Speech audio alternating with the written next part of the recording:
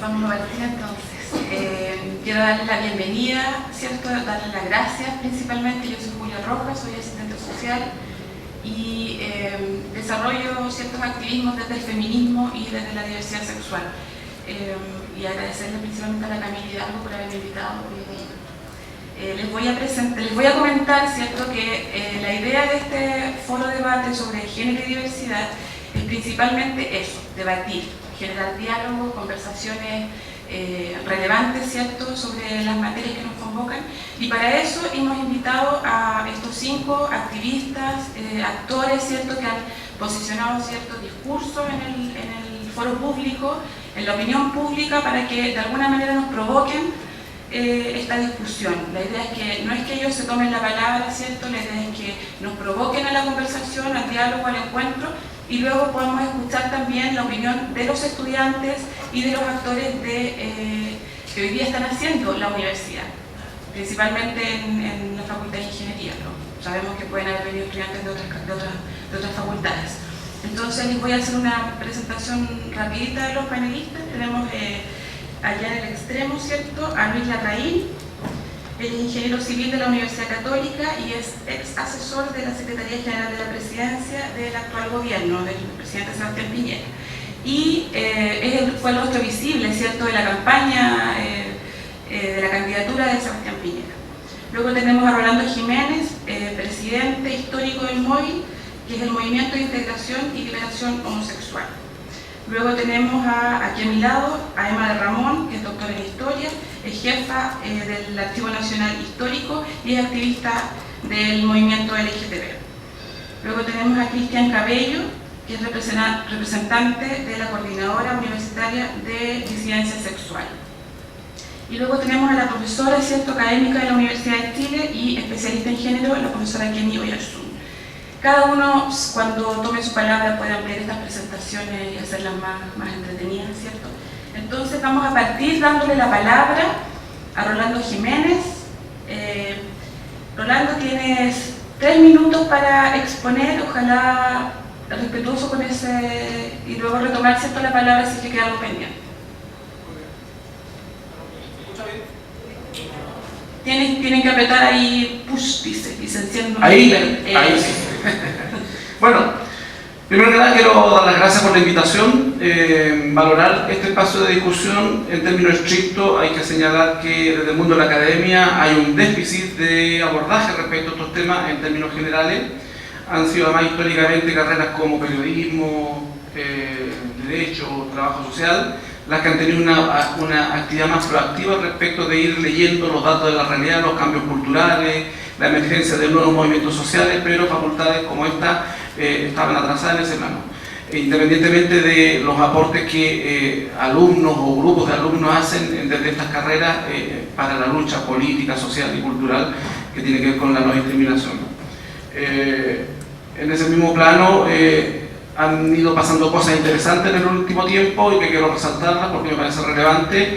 Por ejemplo, el cómo los estudiantes de psicología se movilizaron el año pasado a partir de la OSEP para repudiar en conjunto con las organizaciones de minorías sexuales toda esta lógica de las tareas reparativas. Y echó en ese proceso, y lo seguimos echando de menos, la invisibilidad de la academia.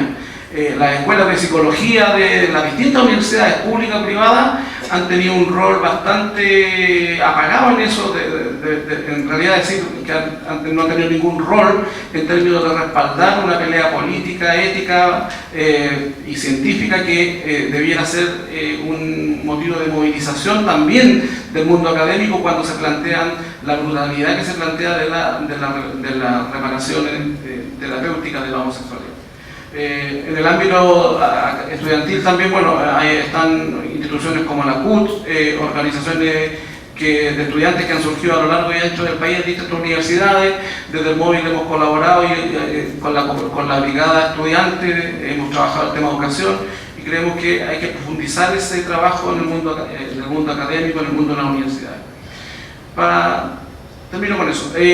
Ahora, ¿en qué estamos hoy día? En términos estrictos, yo creo que nuestra postura siempre ha sido mirar el vaso medio lleno. Nosotros creemos que hoy día estamos a las puertas Eso no implica, no estoy poniendo plazo en términos porque los plazos pueden ser 2, 3, 5 años, pueden ser corto o mediano, pero creo que estamos a las puertas de lograr empezar a plasmar cambios concretos, que van más allá del cambio cultural que hemos logrado, porque no hay ninguna duda de que en términos estrictos hay un cambio cultural muy profundo respecto de cómo la sociedad chilena en su conjunto percibe los fenómenos que rodean a la diversidad sexual. En ese sentido, el trabajo que hemos hecho desde las organizaciones de las minorías sexuales, de gay, lesbiana, transgénero, ha sido un trabajo sistemático, permanente, que ha permitido correr la cerca respecto de la cultura y cómo está entendida el fenómeno de la diversidad sexual. Y hoy día creo que estamos a las puertas de empezar a cosechar los frutos de estos casi más de 20 años de trabajo del movimiento homosexual estructurado. Y en ese sentido creo que en el mediano plazo vamos a tener posibilidades de, por ejemplo, empezar a resolver con herramientas jurídicas, por ejemplo, que es uno de los trabajos importantes que hace el móvil, el tema de la no discriminación. Creemos que debiéramos en mayo, junio de este año tener la ley antidiscriminatoria siendo votada en la sala del Senado. No es la mejor ley, pero es una ley que nos va a permitir darle respuesta a las urgencias que tenemos cotidianamente hoy día por discriminación por orientación sexual. Al móvil llegan a lo menos 4 denuncias semanales de discriminación que son procesadas en los más diversos ámbitos, y creo que la ley antidiscriminatoria, a pesar de las pifes que pueda tener, que no cumple con los estándares internacionales, lo tenemos claro, va a ser una herramienta importante para avanzar en términos de los casos concretos de discriminación. Probablemente una vez que se saque la ley antidiscriminatoria vamos a iniciar la discusión en el Congreso de la ley de unión civil. Ustedes ya deben saber que no hay voluntad política en el Congreso Nacional, y esto es transversal, desde el Partido Comunista, desde la democracia cristiana hasta la UDI, pasando por el PS, PPD, Renovación Nacional, UDI, para reconocer matrimonio. Estamos dando la pelea en ese tema en varios frentes. Tenemos la presentación ante el Tribunal Constitucional, los proyectos de ley de uniones civiles y matrimonios que hemos ingresado al Congreso. Estamos trabajando también en políticas sectoriales respecto de la transexualidad y distintos ámbitos distintos trabajos en el tema de la cultura, la educación, la salud, el trabajo. Entonces creemos que, para terminar, que en los próximos años vamos a poder entregarle herramientas concretas a los ciudadanos en general y a las minorías sexuales en particular para defender, garantizar su igualdad ante la ley, o empezar a caminar hacia esa igualdad plena, por ejemplo en el caso de la regulación de las relaciones de pareja. Creemos que nosotros estamos cumpliendo 20 años de trabajo desde el movimiento homosexual. Estamos contentos, insatisfechos, por cierto, en la medida que no tengamos igualdad ante la ley, que no seamos tratados como ciudadanos, como el resto de los ciudadanos en Chile. No vamos a estar tranquilos y se va a justificar la existencia de organizaciones como el móvil u otras que existen en el país para la diversidad sexual. Yo me quedo aquí. Yo prefiero que intervengan otros panelistas y entremos en un diálogo, que es lo más interesante. Gracias, Rolando. Vamos a escuchar ahora a Luis Larraín. Sí. Ya. Hola, buenas tardes a todos. Muchas gracias por la invitación. Estoy muy contento de que existan instancias como esta. La verdad, yo salí de la universidad hace unos 5 años y no existían, no sé si no existía, pero jamás me tocó ver algo así. Me había encantado. Realmente creo que es un tremendo aporte. Como este foro se trata de diversidad sexual en la realidad universitaria, quise partir por contar un poco qué experiencia tuve yo en cuanto a diversidad sexual en la universidad. Y la verdad es que tuve dos experiencias bastante distintas que creo que es interesante notarlo. Yo, cuando empecé a salir del closet, estaba estudiando actuación en la Escuela de Teatro de la Universidad Católica, y la verdad es que el tema fluyó muy naturalmente, fue muy fácil. Los compañeros lo integraban con total naturalidad, incluso algunos me preguntaban: ¿de verdad tus papás no saben que es gay? ¿O de verdad existe gente que no acepta los gays? Era un mundo totalmente amigable con la diversidad sexual. Me lo hizo mucho más fácil. Ahora, el problema fue que la verdad es que no era mi vocación. Por diversos motivos terminé estudiando ingeniería civil en la misma universidad, y ahí empezaron los problemas. si bien fue bueno para mí porque yo ya estaba un poco más maduro y tranquilo y con más confianza en mí mismo,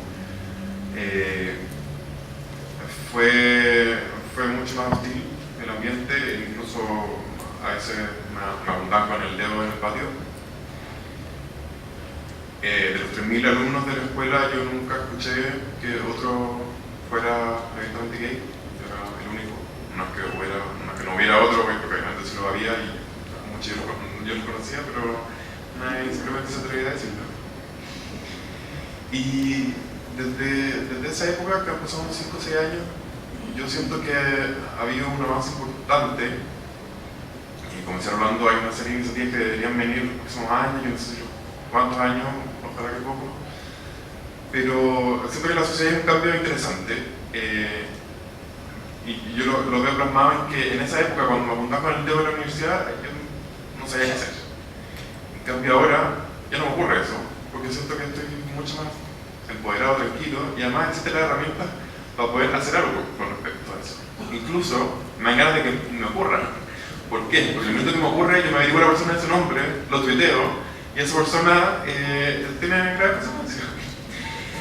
Y esa persona puede verse seriamente cuestionada, puede, no sé, perder un trabajo, pero puede tener un traspié importante, puede reflexionar al respecto y le puede ocurrir algo como lo que le pasó a pequeñas cosas que nos permiten la tecnología, como por ejemplo lo de AgroSuper, un concurso al día de los enamorados que solo permitía parejas heterosexuales, y reclamé, dije que AgroSuper era discriminadora, hinché KTT 48 horas, hasta que AgroSuper cambió sus parámetros y aceptó a parejas del mismo sexo. O por ejemplo lo que vimos hace poco con un señor muy prepotente en LAN que insultó a un funcionario simplemente porque llegó tarde y no se pudo subir al avión. Creo que la tecnología de hoy permite ese empoderamiento ciudadano que es súper interesante. A mí me encanta ese tema y creo que simplemente con atrevernos podemos